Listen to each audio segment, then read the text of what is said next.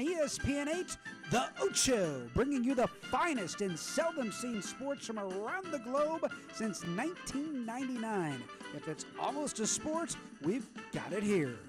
Ho, ho, ho, ho, ho. Season's greetings and welcome to a holiday special full of nonsense on another episode of SGFFL Today. I am your host, the commish. Well, the playoffs can be a real bitch. 1 minute you're flirting and planning your next date. The next you go to the bathroom and come out and watch that date walk out the door with someone she just met. Well, that's exactly what happened with Trevor Gross and with Brian Stump, both looking like they were going on to the next round. And then the witching hour came. Both of them lost late on Monday night. Austin Dickman along with Burt Kimmin advancing. Austin Dickman made up a key pickup in the middle of the week. December 11th, he picked up the Atlanta Falcons defense. Yeah, the Falcons, one of the worst defenses in the league, and they came through for him. We also reached out to Burt Kimmin, who said that he just got back from Vegas and it was snowing outside and he really didn't have time to get on a call. But hey, Burt's really not that interesting anyway.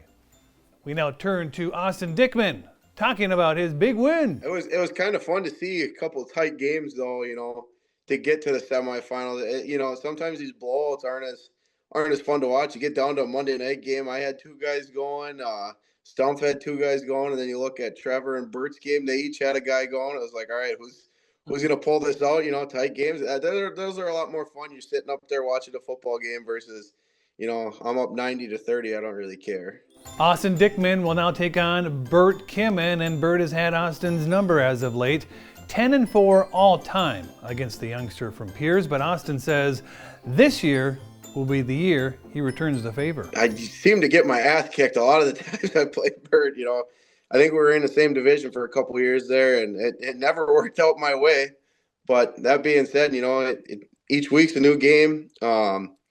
And I'll be honest, Burt's got a good team, but I was a lot more scared of Trevor's team. I thought he had a lot higher upside on his team, like he could drop 120 points if guys go off for him. The other semifinal matchup will see two longtime rivals meeting one last time. Donovan Diker, who has an over 70% winning percentage against Scott Specker. Yeah, these two will meet. Specker is the number 8 seed. He rolls into this one after scoring over 90 points last week. Check out this Christmas wish from just a couple weeks ago. How about this? How about this for a send-off? Specker, why don't you go all the way to the championship game, and while you're there, why don't you take down Donovan Diker while you're at it? Now, that would be a send-off.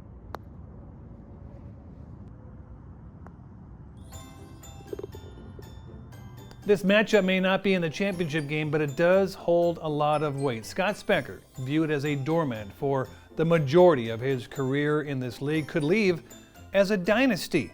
He's looking for his third overall championship in the past 6 years. Winners in 2018, 2022, and this year would put him in elite status with 3 championships, tying Donovan Diker, Kurt Brausen, and Jason Gross. On the other hand, Donovan Diker looking to become the elite, looking for number 4 overall. However, he hasn't won since 2010. He shares why he views he is probably the underdog. That would be the poetic justice, I guess, for Specker to say, adios, bitch. But like I said, I feel I'm the underdog. I mean, I feel like, I don't have the powerhouse team. I've been just good enough to win a lot of weeks. And looking at his team, it's like, son of a bitch, if Baker Mayfield and Mike Evans continue on the path they are, that alone can win most weeks. Both share with us what this last final showdown means to them. Yeah, a lot of bragging rights go on to this one here. It's going to take 50 to win. I don't think I'm going to win a 49-45 type of game. I think I got to score 50 to beat them. You get one guy that goes off. Like, I remember my first championship, I had Willie Snead and Seth Roberts in my lineup as receivers. But I had Matt Ryan, who was the MVP that year. I had Saquon Barkley in his rookie year. I had Kelsey. I had Goskowski kicking. It's like, I didn't have a stacked team. I had like 3 players and a kicker. Kind of like everybody else has said. I mean, I'll miss Specker. It's fun that he's been more competitive the last few years. It was It was fun that he was kind of the horse's ass of the league for so long, and we all got to kick it. But good for him that he's had some good years. You know, we all love Specker, even though he's a dipshit. So, you know, good luck to him in the future with whatever dial-up phone league he can find to enter that makes him happy, I guess. But I hope I kick his ass this weekend. Everybody is in play this week. We've got the semifinals, we've got the consolation bracket, and we've got the toilet bowl pairings. Right now, we're going to get to that consolation bracket. These 8 teams all made the playoffs, but were bounced in round 1 or in round 2. Andrea is standing by, and she will draw out the pairings out of the Kofa Kings football helmet. Andrea, take it away. We have for the first pick, Julius. Julius, Mr. Fish, is the first team out of the chutes, and he will be paired up in the first round by... We have Brian. That'll be Brian Stump. Thumpers, bumpers. Ooh, a tough draw for Julius to start. Andrea will shake up the Kofa King helmet again, and the next name drawn out. Aaron. We've got Aaron New, and the Red Devils are the third team out of the helmet. And the fourth team that'll take on Aaron will be... We have Gabe. That'll be Gabe Stott and his nemesis. So those are your first 2 pairings. 5th team out. We have Jason. Jason, Cone Bone Stones is the next team out, and he will be faced up against... We have Ken. Uncle Rico and Ken Colavani. And the final 2 teams in the consolation bracket will be... And we have Mr. Trevor. We have Trevor Gross, TBG's, BBD's coming off that heartbreaking loss. And that means Trevor will face off If they suck, I didn't say that. Kurt. versus Kurt, Dr. Feelgood, and St. Paul's. So again, here's a quick recap of your 8 teams in the consolation bracket. Mr. Fish, aka Julius Gross, will take on Brian Stump and his Thumpers Bumpers. On to our next matchup. It'll be Aaron New and the Red Devils against Gabe Stott's nemesis. To the other side of the bracket, we have Jason Gross, Cone Bone Stones against Ken Colavani and Uncle Rico.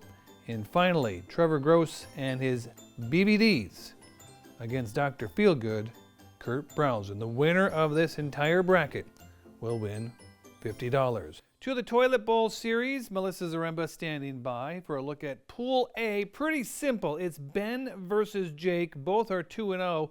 Winner advances to the Toilet Bowl and assured a top 2 selection in next year's draft. Pool B is a little more complicated. Melissa, show us what we have. Bob versus Chris. If Bob beats Chris, Bob advances to the title game. But if Chris wins, he'll need to outscore Bob and possibly Scott. If Scott were to win, that would supply us with a 3-way tie, 3 teams at 2-1, and the tiebreaker, regardless of head-to-head or not, is total points. So we could have a total point shootout to see who is going to the title game out of Pool B. And so there you have it. A lot is at stake. Not only in the Toilet Bowl, but the consolation round and the semifinals as well. Thank you so much for watching and being a part of these productions. Happy holidays, Happy New Year from all of us across the SGFFL. Here's to a fantastic 2025. Again, thank you so much for watching. I am the commish. Because I love it. That's the fun part about it. That's, you know, I hope everybody understands that. You know, Donovan ain't this old grumpy motherfucker that sits in Brainerd, Minnesota and bitches about football all day long. He does it because he gets a laugh out of it. Shut her down! Come back in a few hours. She loves the sausage.